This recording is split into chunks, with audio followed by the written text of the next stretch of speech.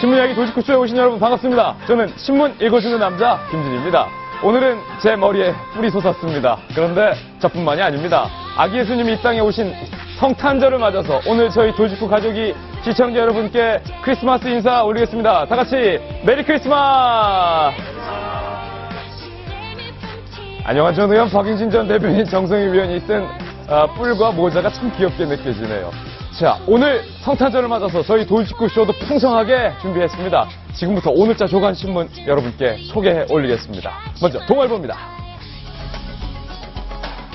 동아일보 1면 사진부터 소개해 드리겠습니다. 성탄절이니까 동아일보 1면에 특별한 사진 실어야겠죠? 바로 이 사진입니다. 명동 크리스마스를 하루 앞둔 어제 사람이 많은 명동 거리에 어린아이와 엄마가 구세군 자선 냄비에 사랑의 성금을 내는 그런 모습이 아주 따뜻한 모습이 동아일보 1면에 실렸습니다. 저도 어제 도지코쇼 하루치 출연료 구세군 자선 냄비에 넣고 왔습니다. 이 사랑을 나누는 게 더 행복할 것 같습니다. 여러분도 자선 냄비 추천합니다. 다음 신문입니다. 이번엔 한국일보입니다.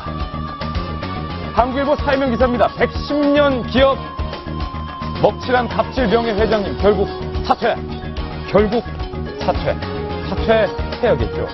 110년 역사를 가진 몽고 간장으로 유명한 몽고 식품의 김만식 명예 회장이 이른바 운전기사에게 갑질 논란, 폭행 논란에 결국 사과를 하고 사퇴를 했지만 110년 전통이 무색해지게 회장님이 이번에 제대로 먹칠을 했습니다.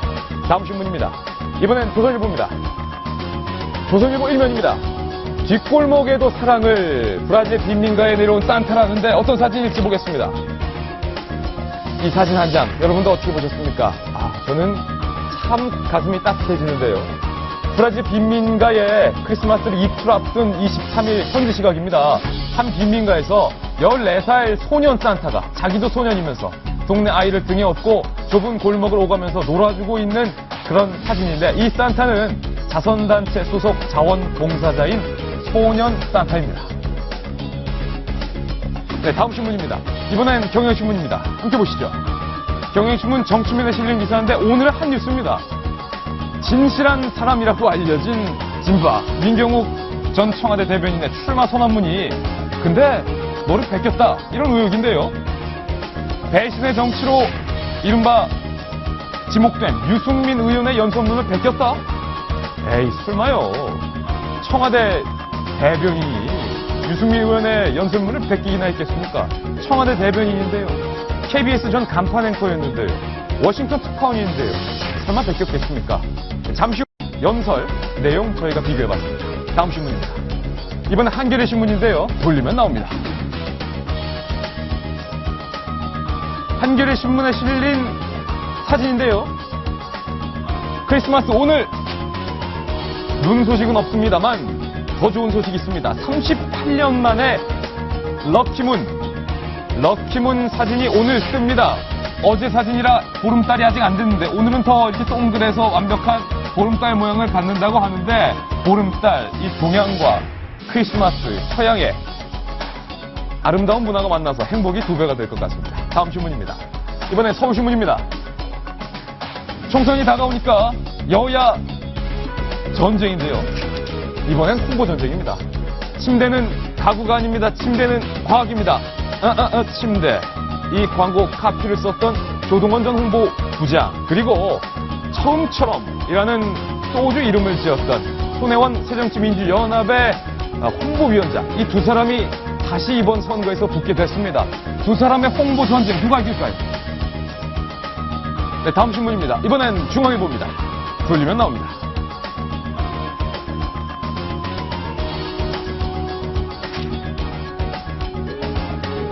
고개를 숙인 채 말이 없는 이 3인. 예린이 학대 주범 3인방입니다.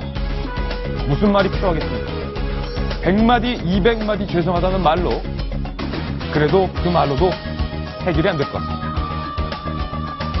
네, 오늘 신문 이야기 도지코쇼 다양한 뉴스들 준비되어 있습니다. 저는 이제 다시 이 머리띠 벗고 여러분들에게 뉴스 소개해드리겠습니다. 도지코쇼는 오늘도 여러분을 위한 쇼입니다.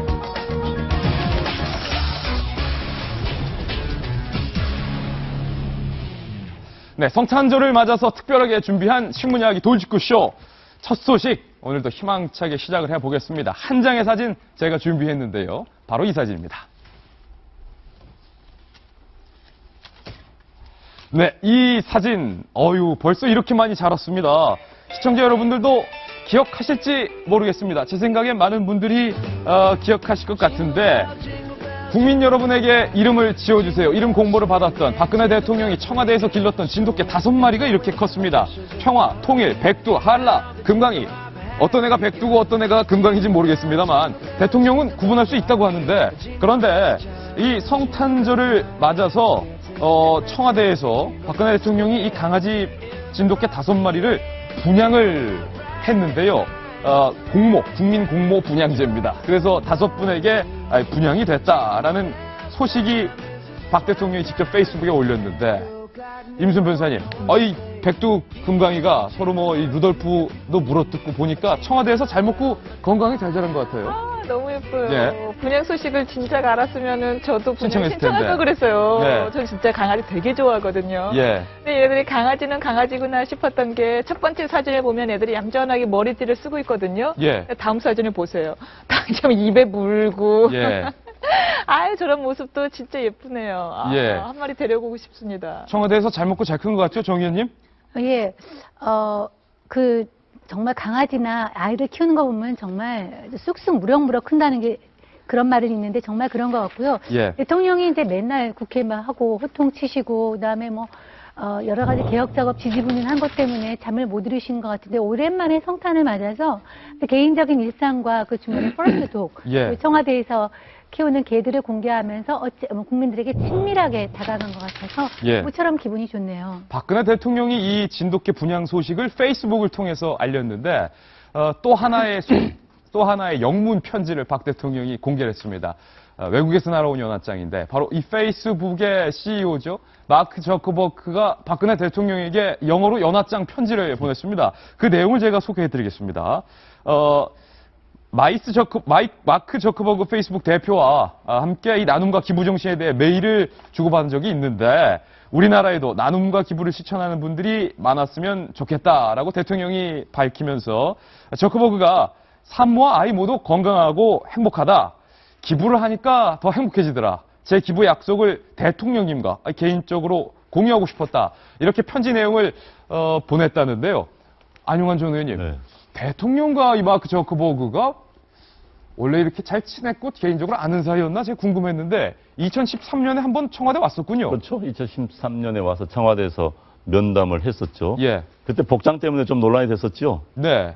그때 편안한 복장을 입고 편안한 와서. 복장 입고 들어와가지고 그랬었는데 어찌됐든 저커버그는 세계적인 벤처 기업가 아니겠습니까? 네. 벤처 기업가가 또 대통령과의 관계를 잊지 않고 또 이메일을 보내줬고, 그다음 최근에 자기 주식의 99% 예. 우리 돈으로 54조였던 거예요. 56조인가 4조인가를 기부하겠다는 그런 기부 정신을 실현하는 젊은 사업가입니다.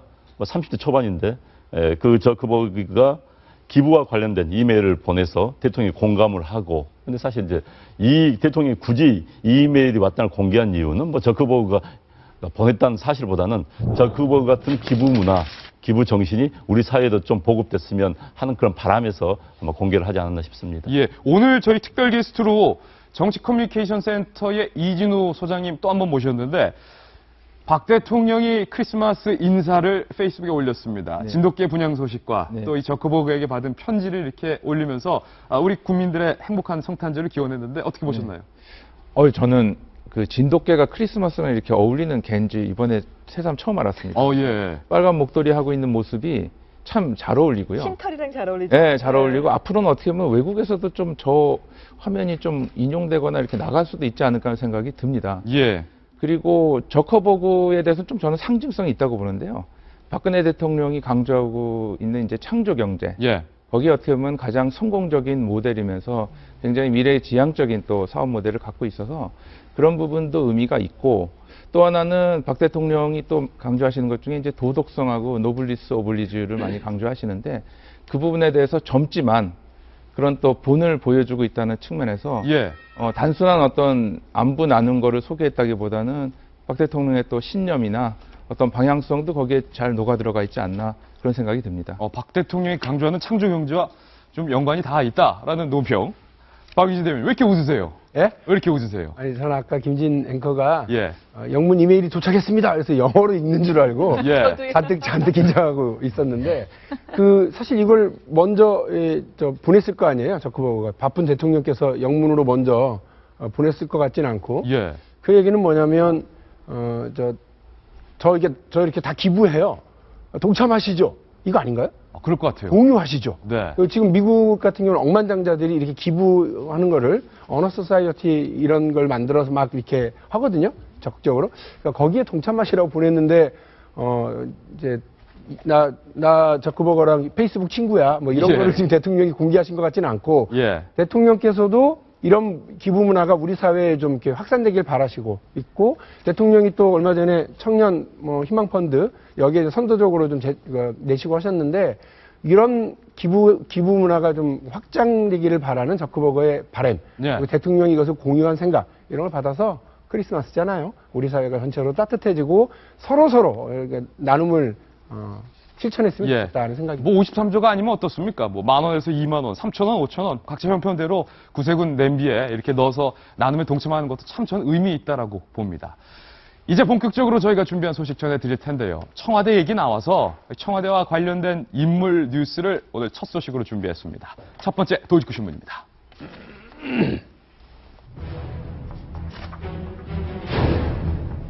친박의 굴욕이다.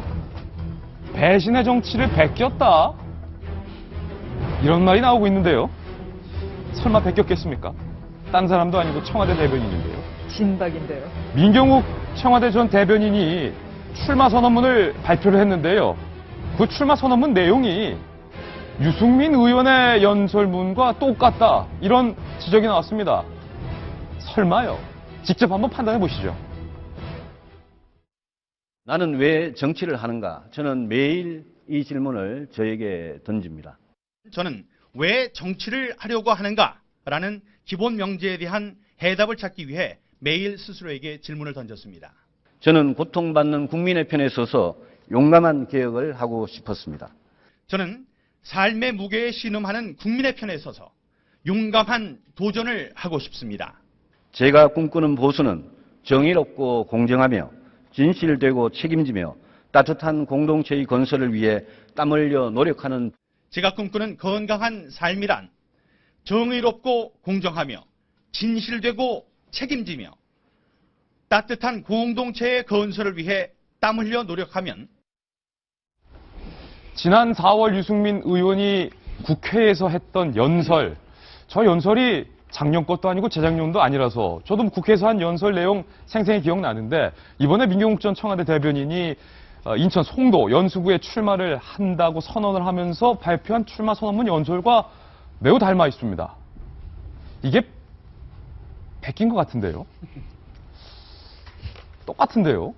정성희 논설위원님, 내용이 너무 똑같은데요. 베꼈네요. 여기 기자실에서 신문기자랑 방송기자들이 이제 같이 일을 하는데요. 예. 이제 방송기자가 이제 아무래도 제작 현장을 하고 화면 때문에 좀 바빠요. 예. 그 신문기자들이 이렇게 기사를 딱 써놓으면 방송기자들이 옆에 와가지고 그거를 이제 이렇게 요약하나요? 반말로 된 거를 이제 존댓말로 고쳐가지고 하는 경우가 예. 좀 왕왕 있습니다. 신문은 뭐뭐 했다는데 네. 방송에는 뭐뭐 뭐 했습니다. 원래 이제 고쳐가지고 보내는 게 있는데 옛날엔 그랬죠. 예. 뭐 옛날. 지금 그렇다는 건 아니고 민경욱 대변인의 저걸 보니까 뭐 누가 봐도 제가 보기에는 베낀 것이 분명합니다. 베낀 거 맞다. 왜냐하면은 저 유승민 대변의 그 어떤 그때 의정 국정 예. 그거는 본인이 굉장히 고실하면서 며칠에 걸쳐서 만들었던 명문이고 이른바 청와대에서 유승민 찍어내기라고 불렸던 그 일련의 사태를 뒤로 하면서 그 청와대가 그 유승민 원내대표를 갖다가 밑보기 시작한 어떤 계기가 된 거고요. 네. 신보수 왜 보수가 어떻게 거듭나야 되냐 하는 걸 보여준 명문이거든요. 굉장히 며칠 산 작업해서 했던 고민의 산물인데 저거를 그냥 얼른 봐도 똑같이 했다는 거는 예. 미안하지만 그 민경희 전 대변인, 청와대 대변인 왜 정치를 하는지 모르겠어요. 정치 철학의 빈곤을 한눈에 보여주는 것입니다. 정치는 빈곤이고요. 또 제가 왜 정치를 하는가, 여기도 정치를 하는 KBS 기자 출신으로 하긴 예. 했지만 4가지 정도 형태가 있다고 그래요. 저 정치 철학 보면은 예. 우선 혁신가요. 세상을 좀 바꾸고 싶어 하는. 예. 뭐 우리 박용진 대변인이 좀 대표적이죠. 예. 세상을 바꾸고 싶다. 전문가 집단으로 들어가는 게 있습니다. 법률가나 뭐 이렇게 어떤 전문가 집단으로 들어가는 게 있고, 예. 그다음에 정치 지도자형으로서 뭐 가는 경우가 있고, 마지막으로 이제 하는 게 권력의지형입니다. 권력강입니다. 제가 보기에는 뭐 민경욱 그 전 대변인 같은 경우는 권력 의지만은 아주 투철하신 것 같은데 네. 정치 철학은 정말 빈곤해 보입니다. 정치 철학 빈곤. 사실은 저희가 이런 뉴스가 좀 조심스러운 게 모르는 분이 아니기 때문에 과거 동료 기자 선후배였기 때문에 조금은 더 조심스러운데 정성희 위원께서 민경욱 전 청와대 대변인은 정치 철학이 없는 게 아니냐라는 강력한 도주구를 알려주셨는데 임유선 변호사님, 변호사들도 이 법정에서 연설문이라든지 그런 연설문을 많이 쓰는데 네, 서면을 법률 서면을 많이 쓰죠. 전문가로 봤을 때 이거는 베낀 겁니까? 아니면 정말 우연의 일치로 일치한 겁니까? 어떻게 보면 참, 정치인들의 쓰는 단어가 거기서 거기이긴 하잖아요. 뭐, 다 국민, 뭐, 민주, 라는 걸 감안하더라도 네. 지나치게 유사하죠. 지나치게 유사하다. 근데 조금 더 길긴 해요.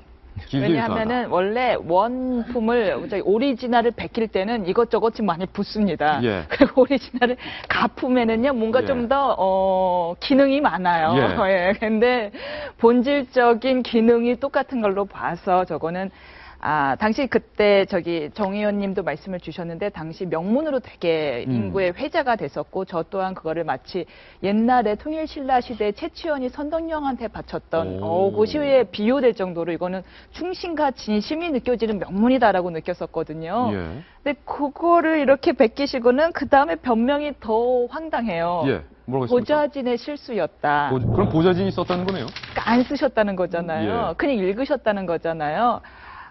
이분이 KBS 메인 앵커를 하실 때도 이제 이 남들이 써준 예. 대본을 읽는 거에 익숙하다 보니까 예.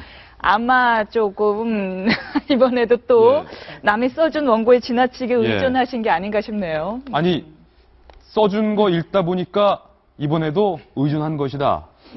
라고 말씀하셨는데, 아니면 앵커 대선배시니까, 저희 채널A 앵커 같은 경우는 뭐, 쓰기도 하지만 저는 뭐, 쓰지 않습니다. 하나도 없습니다. 김진 앵커는 직접 뭐 다 해요. 남들이 예. 써준 게 없어요. 제가 기사를 쓰고 하는데, 민경욱 전 대변인의 연설과 유승민 의원의 연설, 우리가 잘못 들었을 수도 있으니까 다시 한번 따져보겠습니다. 다시 들어보시죠.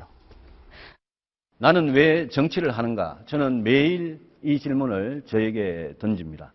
저는 왜 정치를 하려고 하는가라는 기본 명제에 대한 해답을 찾기 위해 매일 스스로에게 질문을 던졌습니다. 저는 고통받는 국민의 편에 서서 용감한 개혁을 하고 싶었습니다. 저는 삶의 무게에 신음하는 국민의 편에 서서 용감한 도전을 하고 싶습니다. 제가 꿈꾸는 보수는 정의롭고 공정하며 진실되고 책임지며 따뜻한 공동체의 건설을 위해 땀 흘려 노력하는 제가 꿈꾸는 건강한 삶이란 정의롭고 공정하며 진실되고 책임지며 따뜻한 공동체의 건설을 위해 땀 흘려 노력하면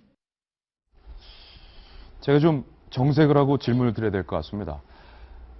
민경욱 청와대 대변인, 이른바 진실한 사람이다 라면서 청와대에서 박근혜 대통령의 남자 중에 한 명으로 꼽힌 사람입니다.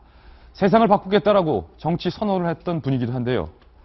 베껴도 배신의 정치로 낙인 찍혔던 유승민 전 원내대표의 연설문을 아무 생각 없이 베끼는 것은 더 큰 자질의 문제일 것 같다는 생각이 처음 들고요. 두 번째는 처음 정치에 도전하는 정치 입문생으로서 그리고 전 청와대 대변인으로서 정치 선문 정도는 직접 자신이 작성하는 것이 맞지 않나.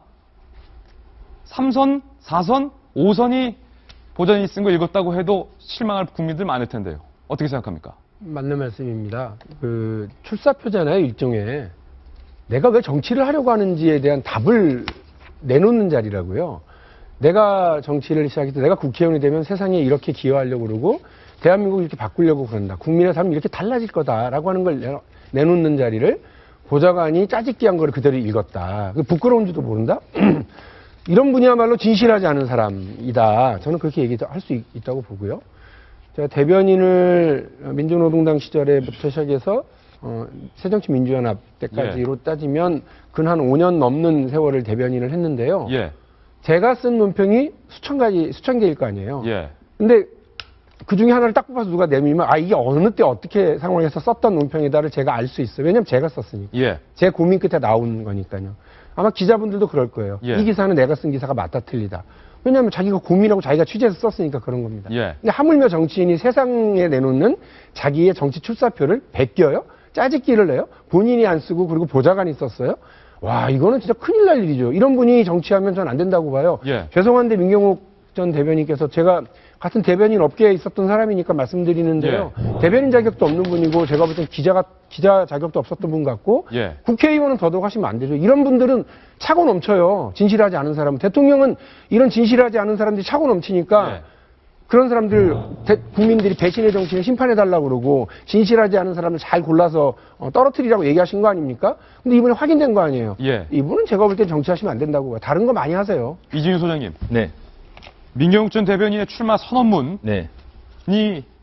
정말로 유승민 전 원내대표의 연설과 같다면 네. 저 연설을 듣고 있는 유권자들은 네. 민경욱 대변인에게 투표를 한 겁니까? 유승민 원내대표에게 투표를 한 겁니까? 전 이게 헷갈립니다.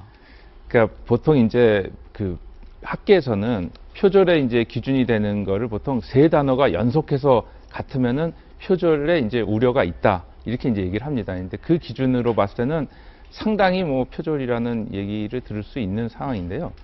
그리고 또 하나는 경영학 용어 중에 이제 벤치마킹이라는 표현이 또 있습니다. 그거는 다른 사람이 해놓은 것을 본인한테 맞게 이제 소화하는 것인데, 벤치마킹을 했을 수도 있지만 제가 봤을 때 일단 벤치마킹 대상이 잘못됐고요. 대상이 잘못됐다. 왜냐하면 박근혜 대통령 청와대 이제 친박 쪽에서 이제 유승민 대표 진실하지 않은 사람이라고 이제 표현을 했는데, 잘 보면 이제 형식 논리와 실질 내용을 이렇게 구별을 해보면 표절 자체는 진실하지 않은 행위죠. 예. 고로 유승민 대표는 자기가 고민해서 썼으니까 진실하지 않은 사람이라면 민경욱 대변인은 진실하지 않은 사람이 되는 겁니다. 그러네요. 왜냐하면 진실하지 않은 사람을 벤치마킹했기 때문에. 그래서 이 부분에 대해서는 저는 좀 혼란이 있을 수 있다고 보고요. 그리고 또 하나는 보통 이제 아마 아까 박용진 대변인도 말씀하셨지만 이 보통 출사표라는 게 한 달 정도 고민하시는 분들도 저는 있는 걸 알고 있어요. 왜냐하면 왜 이 시점에 내가 어떤 역할을 하고 어떤 방향성을 갖고 있느냐를 결정하는 거기 때문에 그 부분에 대해서 고민을 하지 않았다라는 거. 그리고 또 베끼더라도 잘 모르시는 분을 베끼면 또 괜찮은데 예. 이 유승민 대표 연설문은 기자들은 다 알고 있는 내용이고 또 일반 국민들도 전 상당수가 많이 알고 있는 내용이라고 봅니다. 그렇죠. 그러니까 그거를 확인 못한 것도 저는 좀 문제가 있다고 봅니다. 예. 그래서 어떤 면에서 보면 청와대 입장에서 보면 괘씸하게 보일 수도 있는 행동이고 또 본인이 정말 몰랐다면 상당히 정치인으로서는 아까 박영기 대변인이 말씀하셨지만 무능할 수도 있는 예. 또 그런 부분이라고 저는 생각을 합니다. 안용환 전 의원님, KBS에서 같이 한솥밥을 먹었던 네. 뭐 동료 기자이기 때문에 네. 안타까울 것 같은데 네. 안타까운 건 안타까운 거지만 어떻게 보십니까? 일단 민 전 대변인은 직접 이야기를 하지 않고 민 전 대변인 측에서 한 반론, 우리 반론을 한번 제가 뭐 반응이죠, 반론이라기보다는 예. 제가 한번 읽어드리겠습니다. 조선일보 기사인데요.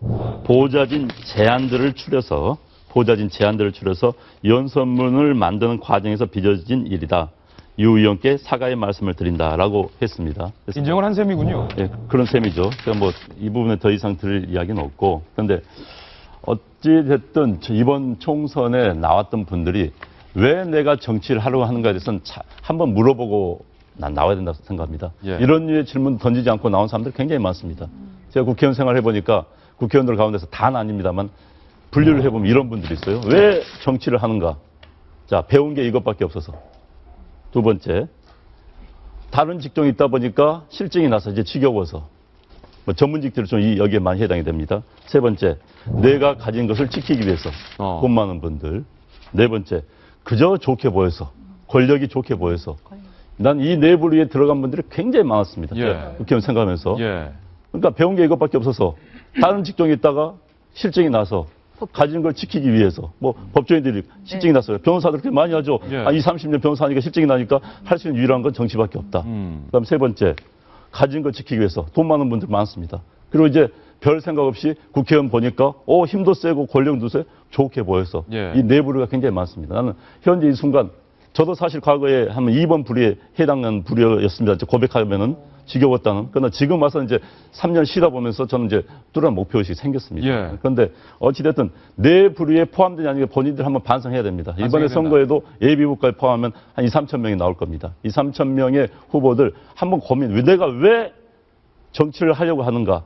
내가 왜 국회의원을 하려고 하는가에 대해서 자문을 해보고 뛰어들어야 됩니다. 그런데 대다수는 이 자문도 하지 않고 아마 뛰어들 겁니다. 최소한 뭐 전문직이다, 돈 많은 사람은 자 그동안 나는 우리 사회로부터 많은 혜택을 받았다. 그렇기 때문에 나는 봉사하겠다라는 의식이 있어야 되는 거고 예. 아니면 뭐 배운 게 이것밖에 없어서 뭐 운동권에 있었던 이런 분들 그러면 난 정말 이 배운 것을 바탕으로 해서 세상을 좀 바꿔보고 싶다. 예. 이런 뚜렷하게 목표를 세워야 되는 겁니다. 그러지 않고 그저 좋게 보여서 하는 분들이 제가 보면 굉장히 많습니다. 예. 우리 유권자 여러분들께서도 자 판단해서 특히 현역 국회의원들 아무 생각 없는 분들 많습니다. 목표 국회의원 또 한 번 하는 것이 좋아서 예. 국회의원들이요 솔직히 국가와 민족 공동체 얘기하는 거 상당수가 헛소리입니다. 제가 보기에는 상당수의 목표는 뭐냐? 예. 재선입니다. 재선이다. 또 목표는 뭐냐? 재선. 이런 국회의원들을 이번에 제거를 해야 됩니다. 국민 예. 여러분들께서 유권자 여러분들께서 확실하게 그런 보고 재선이 목표인 국회의원들을 뽑아내야 됩니다. 갈라내야 됩니다. 그리고 예. 정말 우리 사회를 위해서 봉사하는 국회의원, 세상을 바꿔보겠다는 그 혁신의지가 있는 국회의원으로 바꿔내야 됩니다. 그건 네. 유권자의 몫입니다. 예. 많은 분들이 취미생활로 사회인 야구 활동을 하십니다. 그런데 그 사회인 야구 활동을 하시는 분들도 설렁설렁 취미로 하는 게 아니라 정말로 열심히 배팅 연습을 합니다. 땀을 흘려가며 프로야구 못지않게 배팅 연습을 하는 사람이 많습니다. 정치가 취미생활보다 못해서야 되겠습니까? 다음 저희가 준비한 뉴스로 넘어가겠습니다. 돌직구 신문입니다.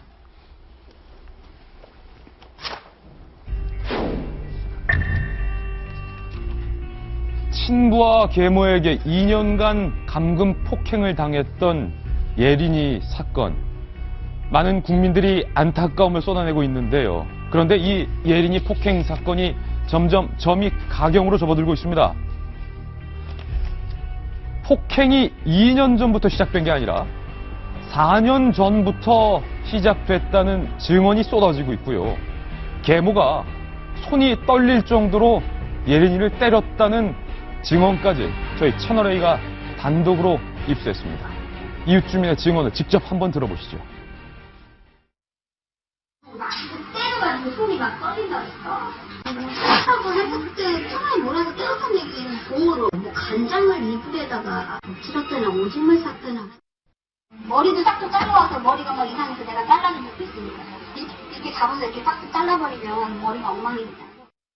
애가 말을 안 들어서 그냥 오늘 방에다 가다 놨다 뭐 그런 식으로 얘기하고 뭐 저한테 애를 돌봐줄 수 있냐고 자기가 한 달에 100만 원씩 준다고. 근데 걔는 좀 말하는 거에 그 애가 미운 그걸 느꼈어요.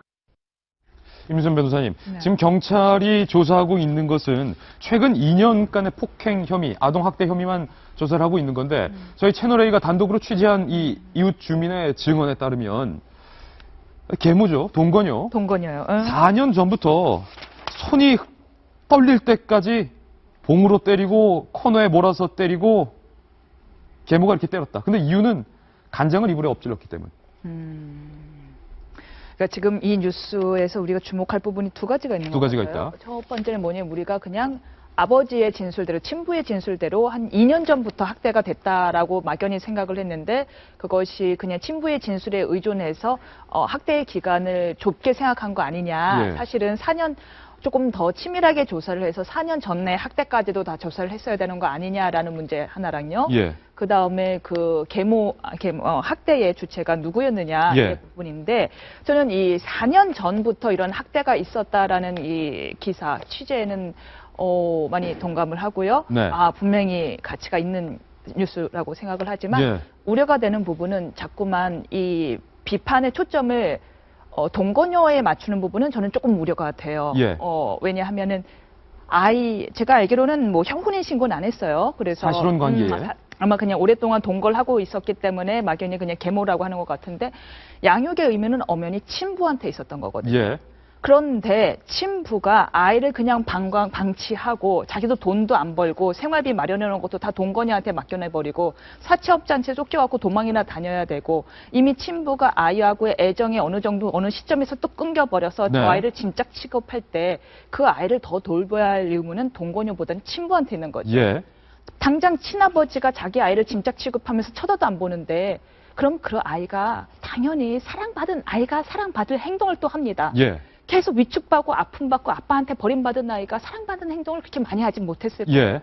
피 하나 안 섞인 여자 입장에서는 내가 돈 벌어야 되는 입장에서는 그 아이까지도 귀찮아 보일 수 있었겠죠. 예. 전 동건이를 이해하진 않습니다. 착한 사람 아니에요. 아니다. 인지상정이랑 저기 우리 성선설이 말한 대로 우리 논자께서 말씀하신 대로 인지상정이 있는 사람이라면 당연히 이러지 마 돌봐 했겠죠. 그랬겠죠. 착한 사람은 아니지만 더 비판받고 비난받을 사람은 엄연히 친부입니다. 친부다. 전 그래서 자꾸 동거녀 계모 쪽에 자꾸 집중이 되는 건 좀 저는 경계하고 싶어요. 어쨌든 계모든 친부든 폭행이 2년이 아니라 그 이전부터 그치, 그게 시작됐다면 경찰의 수사도 조금 방향이 달라져야 되고 또 이 예린이에 대한 정신적 치료도 다시 접근을 해야 될 것 같은데 그런데 경찰은 3인방이 아동 학대의 공범과 마찬가지다 이렇게 보고 있습니다. 친부, 계모, 그리고 계모의 지인. 이 3명이 어제 검찰로 송치됐습니다. 취재진들이 계속 거듭해서 재차 물었는데 친부는 죄송합니다는 말만 5번 반복했는데 이 계모는 죄송하다는 말조차 없었습니다. 그 영상 저희 준비했습니다. 그 따님을 좀 막대하면서 부모로서 좀 부끄러움을 느끼지는 않으셨습니까? 죄송합니다. 그 딸이 오랫동안 굉장히 고통스럽게 지냈는데 그 어떻게 해서 그렇게 되신 거예요? 죄송합니다. 뭐 게임을 하시면서 그랬다는 얘기도 있습니다만 좀 상황이 어땠습니까 집안에서? 죄송합니다. 딸을 굶기고 때렸던데 딸이 불쌍하다고 생각해 보신 적 없으세요? 죄송합니다. 아이한테 하고 싶은 말이 있으면 한 말씀만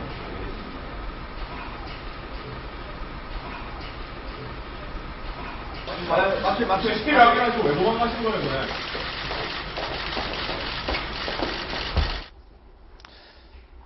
딸이 저지경이 됐는데 왜 도망가신 거예요? 라고 한 기자가 묻자 끝내 아무 말도 하지 않았습니다. 정성희 위원님, 경찰 조사에서 저 셋은 학대가 아니었다, 훈육이었다. 부모로서 자식을 제대로 기르기 위한 훈육 과정이었다. 라고 끝까지 주장하다가 마지막에서야 혐의를 인정했다. 경찰 측은 이렇게 알려왔는데요. 어떻게 보십니까? 훈육이라뇨. 학대도 아니고 저는 살인미수라고 계속 주장하고 있는데요. 살인미수다 이건. 왜냐하면은 묶어놓고 지금 일주일 가까이 굶은 아이를 갖다가 도망친다고 해서 동거녀의 친구가 세탁실 안에 묶어놓고 뒤로 손을 묶었는데 그걸 풀고서 탈출을 해서 네. 아까 얘기했지만 걷지도 못하고 이 과자 이 바구니도 못 들거든요. 예. 그러면 죽을 수 있었죠. 죽을 수 있었으면은 살인 미수로 봐야지. 예. 이게 뭐 저는 학대로 기소하는 것도 저는 불만이거든요. 예. 근데 사실은 뭐 저 세 사람 당장 마스크를 벗기고 모자 벗기고 싶어요. 예. 얼굴을 좀 보고 싶은데 저 인권 보호라고 해가지고 좀 가리고 있는데 예. 저 사람들 인권만 중요하고 아무 보호 장치가 없는 아이의 인권이 방치될 동안에 우리 사회는 뭘 했나 예. 이런 생각이 또 들어서 또 화가 나려고 그러고요. 예. 그다음에 저는 아까도 잠깐 얘기가 나왔는데 뭐 계모한테 초점이 맞춰지는 거는 좀 아닌 것 같다 얘기를 했는데 예. 저는 아까 이웃에 살던 세 사람의 인터뷰가 나왔는데 그 이웃들은 뭘 했나 이웃들은 이런 뭘 했나? 얘기를 하고 싶습니다. 예. 제 생각이 아니고 여기 오늘 신문에 모두 그 얘기를 하고 있는데요. 16kg 된 그 예린이 분명히 말씀드린 가명입니다. 실명이 예린이 있는 친구들이 있어서 피해를 받을까 봐 얘기를 하는데 예. 가명이고요. 그 예린이를 구출할 기회가 최소한 3번이 있었다. 전문가들이 말하기를 예린이가 이 지경까지 안 처할 수 있었던 3번의 기회가 있었다. 우선 지난번에 언제인지 그 예린이가 기억을 못하지만 한 번 탈출을 했는데 네. 길에서 돌아다니다가 행인이 부친한테 아빠한테 집에 데려다 주겠다고 해서 한 번 다시 끌려온 적이 있었어요. 예. 그 행인이 그 상태를 보고서 한 번 신고할 기회가 있었거나 아니면 그때 지구대에 인계만 했어도 예. 지구대에 인계만 했어도 한 번은 구출될 기회가 있었고 그 다음에 장기간 무단 결석했던 학교에서 이제 뭐 교사가 신고를 했다고 하는데 그것도 아니라는 논란도 있지 않습니까? 네. 학교에서 소재 파악을 했을 경우에 2번째. 제대로 학교에서 책임만 줬어도. 근데 지금 말한 저런 증언을 비명을 손이 떨릴 때까지 때리는 거를 봤다 들었다는 행인들 이웃들 죄송하지만 왜 신고 안 했습니까? 그렇죠. 세 번의 기회가 있었는데 이걸 모두 놓치고서 이렇게 된 거에 대해서 우리 사회가 우리 스스로가 돌아봐야 되고요. 울산의 계모 사건 우리가 뭐 의붓딸이지만 그때 갈비뼈 16대가 맞아서 죽지 않았습니까? 예. 그때도 조사해 보니까 학교 관계자, 아동보호센터, 이웃 해가지고 최소한 신고 의무자가 신고를 할 수 있는 기회가 22번 있었다고 합니다. 예. 그러니까 이제 친부나 동거녀의 잘못 이전에 이 우리 사회가 저렇게 한 아이가 사라질 때까지 아무 짓도 하지 않은 우리 사회, 예. 우리 이웃 모두가 좀 반성해야 될 것 같습니다. 예. 정확한 지적이시고요. 그래서 지금 우리나라가 신고 의무자가 신고를 게을리 했을 경우에 대한 처벌이 미국에 비해서 너무 약하다라는 미국에 비해서 너무 약하다. 예. 미국 같은 경우는 5년 이하의 징역이거든요. 라는 비판이 있는데 문제는 뭐냐면요. 예. 신고를 하잖아요. 그럼 주로 아동보호센터에 신고를 하게 되죠. 신고를 해도 제대로 된 조치가 안 이루어집니다. 아, 그래요? 울산 계모 사건은 그랬어요. 그때 20몇 번의 기회를 놓쳤다고 했는데 2번의 신고가 있었는데 아동보호센터에서 제대로 된 조사를 안 했어요. 예. 그래서 아이를 격리시킬 기회를 잃어버렸습니다. 제가 했던 사건도 그랬어요. 예. 신고 의무자인 의사가 아이의 몸에 멍이 너무 많은 걸 보고서는 신고를 했거든요. 예. 근데 조사를 한 2, 3주 후에 와선 형식적으로 아동학대 혐의 대상자의 말만 듣고선 별 문제 없대요 하고 돌아갔습니다. 예. 근데 아이가 그로부터 6일 후에 사망을 했어요. 어. 그래서 결국에는 그 아동보호센터 직원을 인터뷰를 해보았더니 왜 격리를 안 시키고 그냥 돌아갔습니까 했더니 격리 시설이 너무 적다라는 거예요. 예. 그래서 엄마 아빠가 우리 문제 없어요라고 할 경우에 강제로 떼어낼 수 있는 방법이 없다라는 거예요. 우리 눈앞에서 애들 때리는 걸 보지 않는 이상은 떼낼 수가 없대요. 예. 근데 누가 조사를 하는데 그 조사자 앞에서 애를 때리겠습니까? 예. 그러니까 우리 사회가 지금 전반적인 결국 큰 문제는 뭐냐면 왜 이 시스템이 안 돌아가느냐? 기본적으로 약자에 대한 배려가 안 갖춰져 있어요. 예. 약자를 격리하고 이런 경우 빨리 떼내고 이러에 대한 배려가 전혀 없는 상태다 보니까 곳곳에서 구멍이 나서 결국 이런 사태까지 왔구나 싶습니다. 예. 얼마 전에 아마 우리 시청자 여러분들께서는 여기서도 소개시켜 드렸던 것 같은데 미국에서 여름에 얘를 차에 두고 엄마가 우리 쇼핑몰에 들어갔다 나왔어요. 애가 안 있으니까 막 울었어요. 주민 신고를 했습니다. 자, 우리 같으면은 이제 엄마가 와서 얘를 껴안았을 거 아닙니까? 상황 끝이죠. 상황 끝이죠. 미국은 경찰이 와서 그 엄마를 수갑채로 끌고 갑니다. 아, 그래요? 네. 아동 보호를 아동 잘못했다. 아동 학대를 예. 했다. 엄마가 우리 같으면 생각할 수 없는 미국은 그렇습니다. 호주에서는 꼬마애가 학교를 다녀와서 열쇠로 집 문을 혼자 열 때 옆에 주민들이 신고하도록 돼 있습니다. 우리나라 같으면 뭐 다반사 있는 일 아닙니까? 예. 엄마가 뭐 직장 나오고 집에 없으면 자기가 열쇠 비밀번호 누르고 들어가는데 호주에서는 애가 혼자 열쇠 문을 열고 들어가면은 신고하도록 돼 있습니다. 예. 그리고 이제 미국에서는 한 48개 주는 이제 미국도 우리나라도 24개 직군이 신고한 의무자가 돼 있습니다. 뭐 보육기관 선생님 뭐 이런 분들이 미국도 이제 그런 뭐 의사 뭐 보모 뭐 학교 뭐 교사 이런 분들 신고해도 되는데 신고를 안 할 경우에는 처벌합니다. 우리나라에서는 있을 수가 없죠. 예. 어떻게 신고한테 처벌하냐. 우리도 사실 신고의 의무는 있습니다. 예를 들어서 병원에 이제 어떤 애가 왔어요. 막 맞은 흔적이 있어요. 보면 누구한테 맞았니? 아빠한테 맞았다, 엄마한테 맞았다 하면은 미국 같으면 신고를 해야 됩니다. 예. 근데 우리나라에서는 의사 선생님들이 신고를 해야 됨에도 압니다. 그런데 남의 가정일에 부모가 뭐 어른이 알아서 교육시켜야겠지. 이런 식의 하다 보니까 그게 발견이 안 되고 그냥 좋은 게 좋은 식으로 넘어가거든요. 쉬쉬하고 넘어가죠. 그렇죠. 그런데 예. 이제 아동학대 82%인가가 친부모입니다. 예. 우리 이제 친부모가 하는 것은 당연히 그러겠지 하는데 그런 것이 그러니까 부모를 자식을 기를 자격이 없는 부모들이 많이 있습니다. 솔직히. 예. 이번에 그 아빠 같은 경우는 대표님 그렇게 했었는데 그런 사람들을 가려내는 것은 이제 주위 사람들이 할 수밖에 없는 겁니다. 그럼 부모들의 이제 주위 분들의 신고가 필요하죠. 예. 제가 서울 강북구에 강북 마을학교라고 하는 그 단체를 운영을 했는데요. 근데 두 번째인가, 그러니까 한 5년째예요. 근데 첫 번째인가 두 번째 해에 비슷한 경우예요. 그러니까 이제 뭐 학대받거나 이러진 않았는데 사실상 방치죠. 엄마 아빠가 이혼을 하셨어요. 근데 아이가 초등학생이에요. 근데 이 아이가 한 2, 3년 학교를 그냥 안 가요.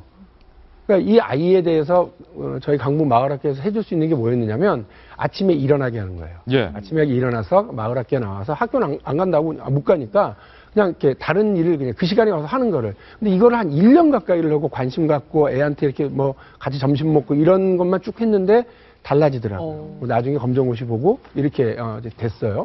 제가 지금 무슨 말씀 드리고 싶으냐면 이번에 그래서 정치권에서 후다다닥 뭐 실종 의무자에 교원도 들어가는 선생님도 들어가게 하는 이런 걸 한다고 그러는데 실제 학교 선생님들 어려워요. 이거 자기가 아이들 맡고 있는 아이들만 잘 케어하고 가르치기도 쉽지 않습니다. 예. 우리 사회에 지금 각 동마다 주민센터에 한 명 정도의 사회복지사가 있는데 보통 한 200에서 300세대를 책임집니다. 예. 어르신들부터 시작해서 이런 파탄난 어떤 가정들, 이런 가정들의 아이들까지 다 하려니까 거의 수박 겉핥기로 한다는 거예요. 제가 그래서 오늘 이 자리를 통해서 우리 뭐 중앙정부도 그렇고 서울시장님한테도 부탁을 드리는데 모든 자치단체장님 마찬가지인데요. 다른 데 쓰는 예산들보다도 우선적으로요.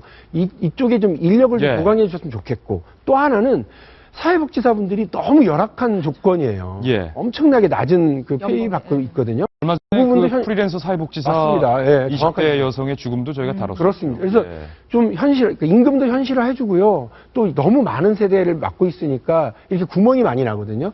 이 부분에서 우리 아이들을 위한다고 생각하시고 이쪽에 예산을 우선 좀 투여해줬으면 좋겠다는 생각입니다. 예. 다행인 것은 그나마 병원에 입원해 있는 예린이에게 많은 온정들이 지금 쏟아지고 있습니다. 피자가 먹고 싶다는 뉴스 보도를 보고 전국 각지에서 피자 쿠폰이 오고 있고요. 크리스마스라고 산타 인형, 루돌프 인형, 성모 마리아 인형, 갖가지 장난감들도 지금 도착을 하고 있고요. 예린이를 내가 직접 키우겠다. 나에게 입양을 시켜달라라고 입양 희망자들도 지금 몰려들고 있다고 합니다. 그래도 우리 사회가 아직은 이렇게 따뜻하다. 이 통장에 아가야 힘내라는 응원 메시지 여러분들도 보이실 겁니다. 뭐 3만 원, 2만 원, 10만 원 작은 정성들, 따뜻한 마음들이 지금 쏟아지고 있다라는 뉴스가 예린이에게는 조금의 따뜻한 위로가 됐으면 좋겠습니다. 네, 이번에 저희가 준비한 다음 소식으로 넘어가겠습니다. 정치권 뉴스 한번 진단을 해보겠습니다. 돌직구 신문입니다. 안철수 의원이 예전에는 사무실에서 영수증을 확인하시던 모습을 종종 목격했다는 증언들이 많았는데 이번에 마포 당사를 새로 계약을 하면서 1억까지 생각했었던 것 같아요. 근데 2배 좀 넘은 1억 5천만 원 비용이 냈는데 뭐 내 차비로 일단은 냈다고 합니다.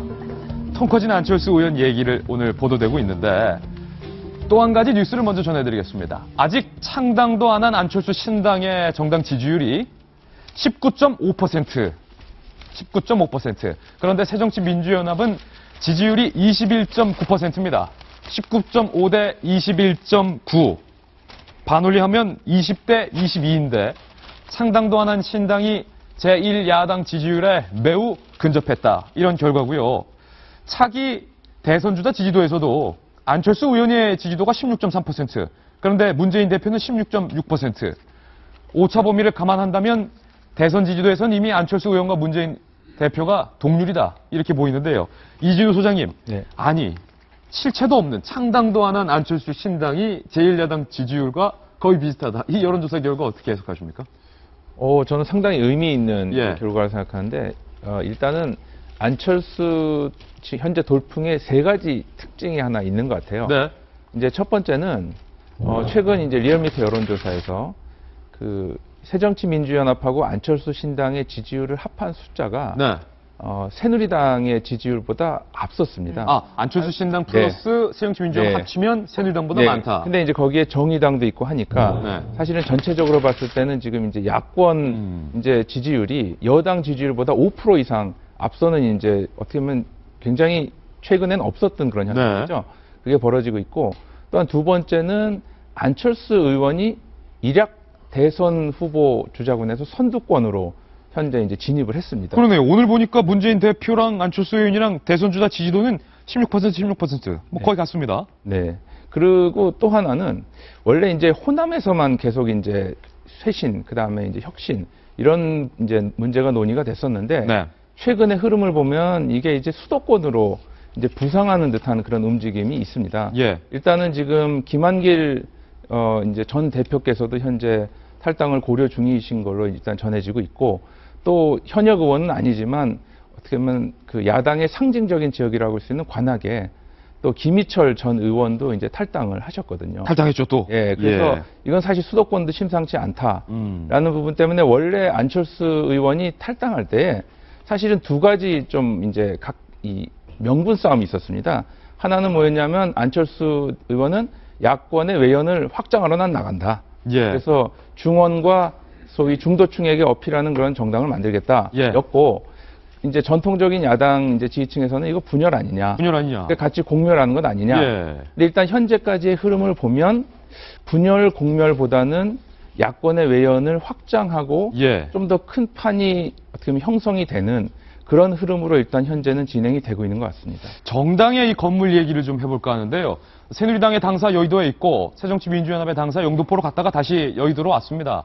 뭐 당사마다 저도 지난 총선, 벌써 몇 년 전입니까? 총선 당시 새누리당 당사 출입기자로 뭐 당사와 국회를 발바닥에 땀나게 돌아다녔던 기억도 아직 생생한데 안철수 의원이 정말 신당 이번엔 제대로 만들 건가 봐요. 마포의 당사를 계약했는데 보증금하고 1년치 임대료 합쳐서 2억 5천만 원 자비로 뭐 냈다는 것도 있는데 당사 규모가 꽤 큽니다. 기자실이 100석 규모다. 아니 근데 저는 이 기사 보고요. 중앙일보 기사인데 자.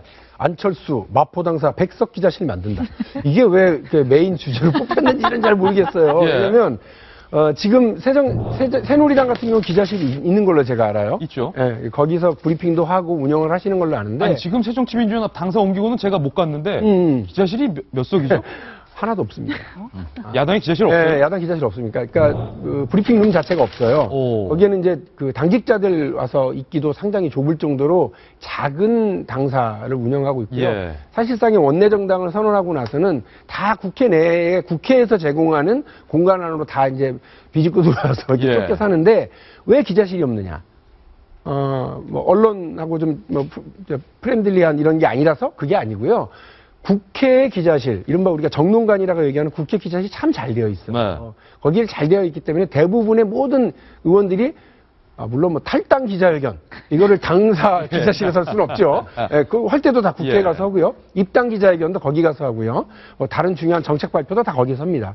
그러니까 새누리당도 거의 99% 가까이를 언론 브리핑을 다 그 국회 정론관에서 하는 걸로 제가 알아요. 어쨌든 새정치민주연합 얘기는 뭐 그렇고. 그런데 이제 예. 이제 마포 당사 만든다고 해서 이거 100석이다 이렇게 얘기하는 게 그만큼 통 크게 뭘 한다고 하는 것 같습니다만 기자들 솔직히 우리 김정 기자도 취재할 때 네. 국회에서 대부분의 뉴스가 벌어지는데 마포에 있는 그걸 마포대교를 넘었다 들어왔다 하려면 너무 멀죠. 그러니까 제가 볼 때 예. 요거는 아마 줄어들 건데 여기서 주목하고 싶은 건 뭐냐면 안철수 의원이 일단 요거. 저기 쓰는 씀씀이가 일단 달라졌다라고 하는 거는 주변 사람들이 오 하고 좀 놀라는 건 분명해요. 예. 그리고 어쨌든 이 둥지를 만든다고 하는 거예요. 이번 총선 때까지만 어떻게 좀 해볼란다. 예. 이게 아니라 차기 대선까지 멀리 바라보고 지금 널찍하게 준비하고 있는 거 아니냐. 예. 요 생각이 들게 하는 거죠. 다만 제가 한 가지 지적하고 싶은 건 지금 뭐 저 들으라고 하시는 건지 모르겠습니다만 뭐 창당도 안 한 당이 제1야당의 뭐 통일까지 추격했고 문재인 대표하고 비등비등하고 뭐 이렇게 얘기하셨는데 예. 창당도 안 한 당이 이렇게 된다고 하는 건 그리고 정확하게 자기 가치를 아직 내놓지 않았는데 이만큼 온다고 하는 건 그건 기대거든요. 예. 기대는 곧 부담이다. 그러니까 어떤 사람을 영입했다. 에헤이 저거밖에 안 돼? 이러면 또 조금 내려갈 거고요. 어떤 정책을 발표했다. 저건 또 뭔 뜬금없는 소리야? 이런 얘기 들을 때마다 0.5씩 빠질 가능성이 있는 부담이 있는 그런 지지율이다. 그런 여론조사다라고 하는 말을 굳이 제가 드러났어요. 예. 물론 이제 거기는 컨벤션 효과가 상당히 있습니다. 지금 뭐 도합 모든 종편이나 TV가 안철수 하다 보니까 컨벤션 효과가 상당히 많이 들어가 있어요. 그런데 지금 일심 빌딩이라고 여의도에서 마포대교를 건너면 첫 번째 건물 굉장히 마포에서는 새 건물이고 좋은 건물입니다. 거기가 또 앞서서 유명한 정치 거물이 사무실을 그렇죠. 빌렸었잖아요. 권노갑 의원의 사무실이 그렇죠. 있었던 건물인데 아마 권노갑 의원도 곧 탈당한다는 이야기를 제가 들었습니다. 탈당하신 분들 저기 자주 가시겠네요. 그렇게 연결이 될지 모르겠는데 어찌됐든 이 당사를 아주 규모를 크게 했다는 것은 아마 이 당사를 바탕으로 해서 새로운 도약을 해보겠다. 네. 단순한 당사가 아니라 방금 이야기 나왔지만 대권까지 도전하는. 본래 이제 사무실은 창당준비위원회 사무실이 정당한 명칭이 맞습니다. 그런데 창당준비위원회 사무실을 넘어서 실질적으로 이 당을 당 사무실로 쓰겠다는 의지를 보이는 거고 이것도 다시 생각한다면은 이제 뭐 다시 복귀할 생각은 없다. 예. 이미 큰 집 차렸다. 들어오려면 이리 들어와라. 이런 예. 의지를 표현한 게 아닌가 싶고요. 2억 5천만 원. 참 큰 돈 쓰셨습니다. 큰 돈 썼다. 이번에 본인이 그런데 어제 송년회에서 이런 이야기 했다면 강철수의 길을 가겠다. 예. 강철수. 굉장히 강철수란 말이 본인한테는 입맛에 딱 마음에 드시나 봐요. 마음에 들었나 봐요. 강철수. 이번 돈도 아주 세게 쓰셨습니다. 예. 근데 선납입니다. 선납이기 때문에 다시 회수하실 겁니다. 아마. 아, 그렇습니까? 네. 안철수 의원의 이 당사 소식 저희가 전해드렸는데 야당 얘기 나와서 말인데요. 이제 본격적으로 선거를 시작하지도 않았는데 벌써 야권에서는요. 때 아닌 총선 포기론이 나오고 있습니다. 총선 포기론. 친노와 비노, 주류와 비주류 사이에 안철수와 문재인 대표 측 사이에 서로 손가락질을 하면서 총선 포기한 거 아니냐? 당을 어떻게 끌고 가려느냐? 이렇게 하고 있는데요. 도대체 총선 포기는 어떤 내용인지 제가 지금부터 상세히 브리핑해드리겠습니다. 먼저 친노 쪽 주장을 볼까요? 총선 포기론의 배우는 안철수다. 이 총선 포기론이 도대체 어떤 내용이냐? 야당이 이번에 선거에서 이기기는 글렀다. 야권 내에서 나오는 목소리. 차라리 이번 선거에서 당할 때까지 다 당한 다음에 환골탈태해서 다음 대선에서 뒤집어버리는 수밖에 없다. 라는 글이 바로 총선 포기론인데 그 총선 포기론의 배우가 안철수 의원이 아니냐라는 얘기가 친노 진영에서 나왔습니다. 그러면서 안철수 의원이 탈당을 감행한 것은 총선 패배를 유도하고 문재인 대표에게 책임을 떠넘기기 위함이다. 이런 주장도 나왔고요. 안철수 의원이 총선 승리보다 본인의 대선 승리에 방점을 찍은 것 아니냐. 그게 어디 총선 사무실이냐. 대선 선거 캠프지. 뭐 이런 주장입니다. 이에 맞서는 안철수 의원 측 비주류의 의견을 한번 볼까요? 전혀 다릅니다. 무슨 소리 하느냐. 문재인 대표 측이 오히려 새정치민주연합이라는 제1야당을 자기 당 사당화한 거 아니냐. 총선 포기론의 진원지야말로 문재인 대표다. 안철수 의원 측에서는 오히려 이렇게 나오고 있습니다. 총선 패배를 계기로 친노 세력 축출 기회를 삼으려 했다? 뭐 이런 말도 나오고 있고요. 어쨌든 문재인 대표가 차기 대선 욕심에 비주류 배제 계획을 세운 것이다. 순혈 친노 중심 당. 비주류의 이른바 불순물들을 걸러내고 문재인 대표 휘하로 친노 중심의 야당을 세우려고 한 것 아니냐. 집권당이 아니라 제1야당에만 관심 있는 거 아니냐. 두 사람이 맞서고 있습니다. 총선 포기론. 정성희 위원님. 야당 지지자들 입장에서 비노든 친노든 총선에 어떻게든 이길 생각을 안 하고 총선 포기할 생각만 하고 있는 것으로 비춰질까 봐 걱정되겠습니다. 총선 포기론이 나온 배경에 대해서 좀 생각을 해볼 필요가 있는데요. 총선 포기론은 그 한상진 서울대 명예교수가 기고문에서 얘기를 했습니다. 우리가 어차피 야당이 분열돼서 이게 총선에서 망할 텐데 이 기회에 완전 망해보자. 망해보서 망한 그 동력을 가지고서 대선에서 한번 승리를 해보자. 하는 거를 이제 언론 기고에서 실었는데요. 예. 근데 문제는 한상진 교수가 안철수 의원의 강력한 지지자라는 것이죠. 예. 그러니까 그거를 이제 조국 교수가 비판을 하면서 결국 총선 패배론을 제기하는 것은 그 총선 포기론이 이제 와서 이 국면에서 나오는 것은 결국 친노 측의 그 주류 측의 이런 주류 측의 책임을 미는 그 안철수 의원의 배후가 있는 게 아니냐라는 것이 이 배경이고요, 공방이고 결국은 그만큼 야권의 분열이 심각하다는 것에 대한 반증이고요. 뭐 모든 사람들이 야권 지지자들은 알 것입니다. 이 분열은 필패로 간다는 건 인식이 야권 지지자한테 광범위하게 퍼져 있다. 뭐 책임이 누군 탓이냐를 떠나서 그것만은 확실한 것 같습니다. 예. 박용진 전 대변인. 네. 한쪽에서는 안철수 의원 측이 총선을 포기한 것 아니냐. 또 다른 쪽에서는 문재인 대표 측이 총선을 포기한 것 아니냐. 두 주장이 상반되고 있는데 누구 쪽 말이 맞는 건가요? 둘 다 웃긴 얘기하는 거죠. 둘 다 웃긴 얘기하고. 예, 이렇게 가면 진다는 건 다 알고 서로 책임 떠넘기려고 이러는 거잖아요. 그래서 목노와 이 연사 부르짖었잖아요. 분열은 필패요. 단결을 해야 필승한다. 이건데 뜻밖의 얘기들을 하시는 분들이 있는 거예요. 그러니까 일부 뭐 평론가들도 그러고요. 또 자기 좋을 때 해석하시는 분들은 무슨 소리야? 88년도 총선에서는 저 DJYS 쪼개져 가지고 당 두 개로 나갔는데도 여서야대 만들어지지 않았어? 야당이 확장될 거야. 이렇게 얘기하는 분들이 있거든요. 그런데 그거는 정말 속편한 말씀이세요. 그때하고 지금하고 어떻게 같아요? 역사는 두 번 반복되진 않아요. 근데 제가 볼 때는 이 이야기와 관련해서 서로가 서로에게 책임을 떠넘기는 방식으로 이야기를 끌고 가는 건 좀 옳지 않다. 어쨌든 지금은 각자가 뭔가를 노력해서 야권의 지역을 넓히려고 노력을 하되 예. 동시에 뭘 해야 되느냐면 통합하고 단결할 만한 이걸 해야 되거든요. 근데 저런 논리의 대립은 서로에게 상처 주는 거고, 나중에 뭐 잘못되면 다 네 책임이야. 뭐 이렇게 하는 걸 미리 이제 달아두려고 하는 논리라서 예. 보기 아주 불편하고 또 창피하기까지 하고 그렇습니다. 지금 야당은 결국은 제가 지난번 계속 수차 이야기했습니다만은 문재인 대표는 제1당이 되는 거 이미 포기한 것 같습니다. 제1야당에 목을 매달고 있다. 안철수 신당도 마찬가지입니다. 그런데 어제 문재인 대표 이런 이야기 했어요. 본인의 페이스북은 뭐 본인 심정을 예. 토로한 거 아니겠습니까? 우리가 설령 좀 작아지는 한이 있더라도 더 단단해져야 하고 더 결속해야 한다. 이 말은 좀 작더라도 나하고 뜻이 같은 사람끼리 결속해서 나아가자 이야기입니다. 예. 여기는 제1당 되겠다는 것은 의지가 없다는 이야기죠. 게다가 안철수 의원이 얼마 전에 개헌 조지선을 확보하겠다. 개헌 조지선은 100석입니다. 300석 가운데서 3분의 2를 넘어서 개헌을 할 수 있거든요. 100석을 확보하겠다는 것은 그 제1당을 포기하겠다는 이야기입니다. 결국은 제1야당 놓고 싸워서 제1야당 되는 순간 나머지 정당들을 왜소화시키겠다는 거죠. 사실 제1야당의 파워는 막강합니다. 예.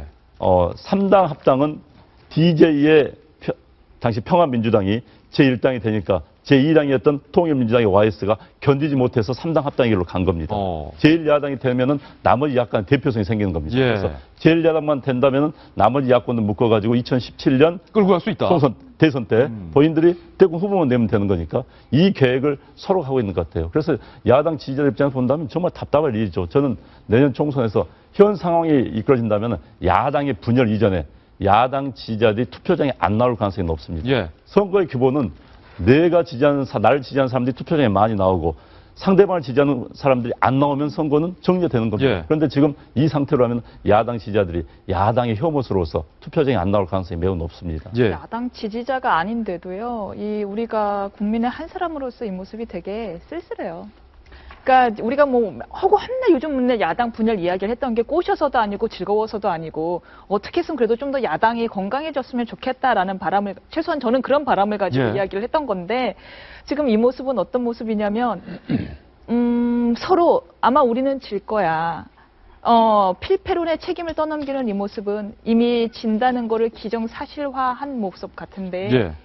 참 이게 왜 질 걸 알면서도 링 위에 오르는 사람의 뒷모습은 어찌나 쓸쓸한가요? 아니 근데 이게 여당에서 네. 이런 얘기가 나왔으면 야 여당 또 치사하게 말이야 네. 야권 분열을 선거 전략으로 이용하네 그쵸. 이런 말 할 텐데 이게 야당 내부에서 서로 나오니까 그러니까요. 서로 저희 지금 경유다 휘발유다 싸우고 있잖아요. 경유랑 휘발유랑 섞였으니까 그냥 아예 기름 다 빼버리고 새로 하나 넣자 지금 이러고 있는 거잖아요. 예. 서로 질 걸 알고 지금 링 위에 올라가는 모습을 보이는데 국민의 한 사람으로서 이 건강하고 당당한 야당의 뒷모습이 아니라 축 처진 어깨를 보고 있다니 참 씁쓸합니다. 예. 기본적으로는 이 기득권과 저는 관련이 굉장히 큰 것 같아요. 뭐냐면 지금 이제 문재인 대표를 비롯한 이제 기존 친노 기득권 같은 경우에는 기득권 지키겠다. 이제 그거에 대해서 이제 비주류는 의구심을 계속 갖고 있는 거고요. 어떻게 보면 여기서 어차피 기득권 때문에 자기들이 살아남기 힘드니 밖에 나가서 새롭게 기득권을 만들겠다라는 걸로도 해석이 될 수 있는데, 저 좀 굉장히 좀 궁금한 게 예전에 아마 여당의 보수 혁신위에서 예. 그때 기존의 이제 당협위원장들에 대해서 이제 워낙 기득권이 많으니까 그 부분에 대해서 아마 8월 20일인가 그때 아마 사퇴를 하고 공정하게 이제 하는 것으로 그렇게 예의가 다 돼서 좀 그렇게 시행이 되는 줄 알았어요. 예. 근데 또 아니더라고요. 그래서 오히려 거꾸로 그 당시에는 새누리당이 굉장히 앞서갔고 좀 찬사를 받았고, 그리고 야당 같은 경우는 오히려 지지부진했는데 거꾸로 지금은 야당은 오히려 당협위원장 사임 약속이 지켜졌고 예. 여당은 아직도 지지부진한 상황인데 네. 지금 제가 봤을 때 총선만 포기한 게 아니라 정치 자체를 전 포기한 것 같아요. 선거구 개편 협상도 지지부진하고 예. 그리고 기존의 기득권에 대해서도 말은 했지만 전혀 지켜지지 않고 예. 이 부분에 대해서는 좀 지금 임 변호사님도 말씀하셨지만 좀 국민적인 지탄이 저는 향할 수밖에 없다고 생각합니다. 물론 이게 지금 여당 상황도 말입니다. 험지 출마 놓고서 친박과 비박이 완전히 반으로 쪼개져서 네가 먼저 가라 험지, 네가 가라 하와이 지금 이러고 있는 상황인데 여권은 그래도 어떻게든 총선에 나가겠다, 나가서 이겨보겠다 이런 논의의 연장선인데 지금 야권에서는 총선 필패가 벌써부터 나온다면 이 지지자들 입장에서는 상당히 당황스럽지 않을까 싶은데 이 맥락에서 새로운 뉴스 한 가지가 오늘 또 보도되고 있는데 이게 어떻게 결이 맞을지 모르겠습니다. 박용진 전 대변인, 예. 새정치민주연합 측에서 당원들에게 여론조사를 하거든 지지정당이 없다라고 답하라. 새정치연합 의원들이 이렇게 말했다고요? 혹시 이런 것 때문에 당 지지율이 그런가 이런 생각이 이게 무슨 말이죠? 이게 뭔 말이냐면 예. 지금 조은 위원장이 중심이 돼서 하고 있는 의원평가위원회에서요 하위 20% 점수가 좋지 않은 하위 20%한 20명에서 25명 정도는 잘라내겠다. 선거에서. 공천 안 준다 이렇게 예. 해놨거든요. 그런데 이 배점 중에서요 가장 배점이 많은 35점을 차지하고 있는 여론조사의 내용 중에 지지정당, 그러니까 정당 지지율과 그 지역의 정당 지지율과 의원 지지율을 봐서 정당 지지율보다 의원 지지율이 낮으면 요게 이제 마이너스 점수인 거예요. 예. 얼마나 겁나겠습니까? 그러니까 일부 의원들이 어떻게 하느냐면 자기 지지율은 안 올라갈 거 아니에요. 정당 지지율을 낮추는 대답을 하도록 문자를 측근들을 통해 가지고 지역 주민들에게 돌렸다는 거예요. 그래요? 이게 이제 오늘 중앙일보에 딱 걸려가지고 나왔는데 이걸 하기 위해서 첫 번째 대답을 그렇게 하도록 정답을 해가지고 문자를 돌리는 게 첫 번째. 두 번째는 지지자 이 대답을 할 때 나이를 낮춰서 대답하세요. 20대, 30대. 왜냐하면 평상시에 여론조사를 받는 사람들은 50대, 60대 분들이 많이 받고 20, 30대는 안 받는데 나이를 낮춰서 우리 안영환 전 의원 같은 경우는 목소리로 저 20대예요 이렇게 얘기하면 그럴 수도 있거든요. 그리고 예. 전화로는 나이 구분이 잘 안 가요. 그렇죠. 그러니까 나이를 속여서 대답하면 훨씬 나중에 보정되고 이렇게 하더라도 훨씬 좋은 결과를 얻을 수 있죠. 의원이 원하는 대로. 세 번째, 그 지지율을 끌어올리기 위해서 일단 전화를 착신토록 합니다. 집에서 받아야 되는데 자기 핸드폰으로 하도록 하고 네 번째, 유선 전화를 많이 사드려요. 번호를 많이 사드려서 그 유선 전화까지 다 착신하도록 해버리면 어떻게 되느냐? 그러면 이제 기다리고 있던 사람들한테 대답을 할 준비가 되어 있는 사람들한테 이렇게 오니까 여론조사가 그 해당 지역의 의원이 원하는 대로 나올 수가 있죠. 예. 그래서 정당 지지는 꼬꾸라지고 자기 지지는 올라가고 이렇게 되면 20%에 안 끼고 살아남을 수 있겠다라고 하는 희망을 가질 수 있다고 그래서 중앙일보가 지금 이 와중에 예. 분열과 분당 와중에 참 이런 것도 하는 새정치민주연합 의원들이라고 이렇게 딱 해서 참 의원들 별의별 머리 죄송합니다. 탔습니다. 예. 제가 아까도 이제 우리 국회의원들 제가 아까 처음에 이야기를 했었는데 제가 국회 생활하면서 다는 아닙니다. 상당수의 국회의원들이 국가와 민족, 현재 우리의 국가적 과제에 대해서 밤새워 논의하는 거 본 적 없습니다. 예. 단 밤새워 논의한 거 있더라고요. 뭐예요? 선거 관리하는 거. 예. 표 어떻게 얻는 것은 밤새워 논의합니다. 예. 상대방 노하우 얻기 위해서. 그러니까 이런 문자 메시지. 그렇죠. 이것도 아마 이 노하우가 서로 이제 누가 이렇게 했다니까 노하우가 전달되고 이렇게 했겠죠. 참 코미디 같은 일들이 현역 의원들이 기득권 예. 지키기 위해서 코미디 같은 일들이 벌어지고 있습니다. 네. 그러니까 뭐 책에 요즘 보니까 국민을 포기하고 싶다. 뭐 그런 얘기가 나오는데 선거 때마다 우리가 그러지 않습니까? 또 그 다음에 우리가 겨우 이렇게 뽑아서 선량을 보내고 그 다음에 그 사람들이 하는 짓을 보면은 정말 내 손을 잘라버리고 싶다. 이런 얘기 하는 사람 많잖아요. 예. 그래서 여기에서 오늘 여든 야든 보면 이 사람들의 목적은 자기 자신의 계획이지. 왜냐하면 국회는 우리가 국민의 대리인으로 보낸 거 아니겠습니까? 대리인과 우리가 주인이고 국회에 보낸 사람은 대리인인데 주인 딱 선거가 바뀌는 순간에 주인과 대리인이 바뀌어서 주인은 안중에 없고 대리인이 예. 사익을 위해서 하고 있는 거거든요. 지금 여건 야건 다 기득권 지키기가 문제가 아니겠습니까? 우리가 여러 번 얘기를 했지만 그래서 그런데 또 이제 이게 이런 그 축제라고 하는 것이 기득권을 한번 바꾸는 거니까 이게 선거 아니겠습니까? 이번 선거가 그래서 정말 누가 주인인지 보여줘야 돼. 그런 기회인 것 같습니다. 예, 유권자의 힘을 보여주시기 바랍니다. 저희는 광고 후에 아주 특별한 모습으로 다시 돌아오겠습니다. 잠깐만요.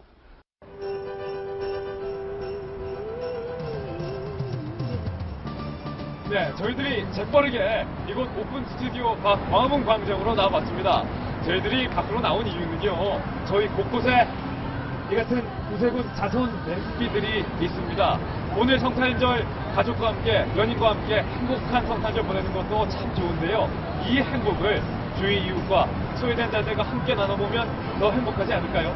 자, 저희는 성탄절 인사 드리면서 물러가겠습니다. 오늘 성탄절은 분명 지난 성탄절보다 더욱 행복할 겁니다. 다 같이 성탄절 인사 한번 드려볼까요? 하나, 둘, 셋! 메리 크리스마스!